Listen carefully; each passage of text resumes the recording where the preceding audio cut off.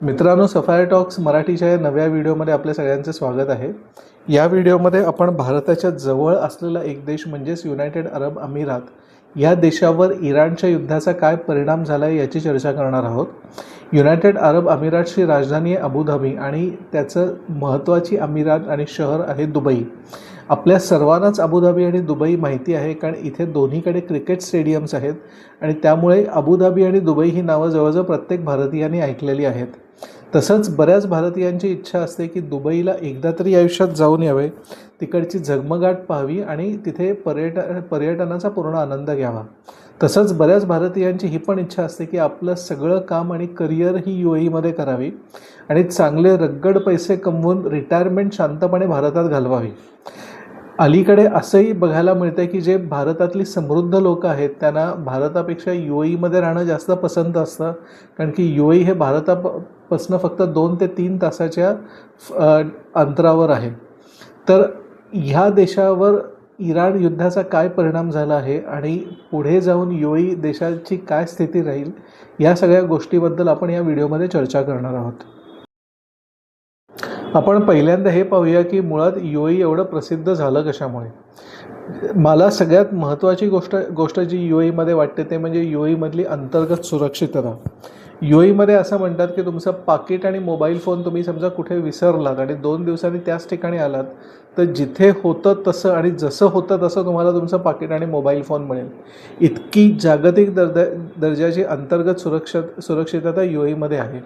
त्याचबरोबर UAEमध्ये आणि त्यापेक्षा जास्त दुबईमध्ये पर्यटन भरपूर होतं, त्यामुळे पर्यटकांना लागणाऱ्या सगळ्या सोयीसुविधा, उत्तम क्वालिटीचे रस्ते, मेट्रो हे सगळं UAEमध्ये आणि दुबईमध्ये अवेलेबल आहे. ह्या पलीकडे दुबईमध्ये निवेशकांनी यावे ह्यासाठी बऱ्याच योजना तिकडच्या सरकारने राबवलेल्या आहेत. UAEमध्ये व्यक्तिगत आयकर हा शून्य आहे, म्हणजे पर्सनल इन्कम टॅक्स हा दुबईमध्ये नाहीच आहे. त्यामुळे बऱ्याच निवेशकांना UAEमध्ये पैसे आपण घेऊन यावेत असं वाटत असतं. ह्याच्या उपर UAE सरकारने बरेच टाईपचे गोल्डन विजा स्कीम्स काढलेले आहेत. म्हणजेच की तुम्ही UAEमध्ये मोठी गुंतवणूक करा, मोठा फ्लॅट घ्या, बंगला घ्या आणि तुम्हाला 10 वर्ष किंवा 15 वर्षाचा एक वन टाईम विजा दिला जातो. मग तुम्ही जेवढ्या वेळा हवं तेवढ्या वेळा इकडे या, जेवढ्या वेळा हवं तेवढ्या वेळा परत जा. तुम्ही सुट्टींमध्ये UAEमध्ये या, तिकडे शॉपिंग करा आणि तिथे जितके दिवस आणि जसं तुम्हाला राहायचं तसं तुम्ही राहू शकता. या सगळ्या सोयीसुविधांमुळे दुबई हे युद्ध सुरू होण्याच्या आधी आपले लोकप्रियतेच्या उच्चांकापर्यंत पोचलेलं होतं. परंतु या युद्धाच्या 7-8 दिवसामध्ये खूप काही बदललं, किंबहुना मी तर म्हणेन सर्व काही बदललं.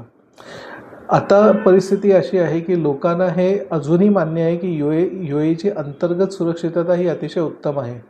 परंतु UAE ज्या ठिकाणी सिच्युएटेड आहे, जे UAEचे शेजारी देश आहेत त्यापैकी एक देश म्हणजे यमन, UAEच्या उत्तरेला खाडीच्या दुसऱ्या बाजूला इराण आहे आणि इराण युद्ध सुरू झाल्यापासून जवळजवळ प्रत्येक दिवशी UAEवर कुठला तरी ड्रोन, मिसाईल, बॉम्ब हे फेकत आहे. त्यामुळे जे निवेशक होते त्यांना एक गोष्ट कळली आहे की UAEची अंतर्गत सुरक्षितता कितीही उत्तम असली तरी UAE ज्या ठिकाणी सिच्युएटेड आहे, ज्या जगाच्या भागामध्ये UAE आहे तो भाग अतिशय अस्थिर आहे. त्यामुळे UAEमध्ये कुठल्या क्षणी युद्ध होईल आणि कुठल्या क्षणी काय होईल याची आता ह्यानंतर कोणाला काही आश्वासन देता येणार नाही. तर त्यामुळे बरेचसे जे निवेशक होते ज्यांनी UAEमध्ये पैसे आपले आणले होते ते तर पैसे परत घेऊन जाण्याच्या मागे आहेत आणि जे लोक UAEमध्ये पैसे आणण्याच्या विचारात होते त्यांनी विचार आपला तुर्तास पुढे ढकलला आहे.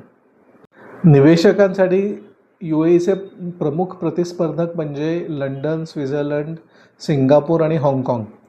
परंतु लंडनला लोक अतिशय कंटाळली होती, कारण लंडनमध्ये आता सध्या गुन्हेगारी अतिशय वाढत चालली आहे. याच उपर तिकडे जे लेबर सरकार आहे ते आता व्यक्तिगत आयकर वाढवण्याच्या मागे आहेत. त्यामुळे आपण ऐकलं होतं की जे आर्सेलॉर मित्तल कंपनीचे अब्जाधीश मालक आहेत लक्ष्मी कुमार मित्तल, हे सुद्धा लंडनमधनं UAEला म्हणजे दुबईला स्थलांतरित होणार होते. त्यामुळे आता समजा UAEमध्ये हे युद्ध असंच चालू राहिलं तर अनुमान असा लावला जातो आहे की जे पैसे लंडनमधनं इत्यादी ठिकाणाहून UAEत येत होते ते आता कदाचित परत लंडनला जातील अथवा स्वित्झर्लंडला जातील आणि जे आशियाई देशातले पैसे आहेत ते जास्त करून सिंगापूरला जातील आणि काही प्रमाणात कदाचित हाँगकाँगला जातील.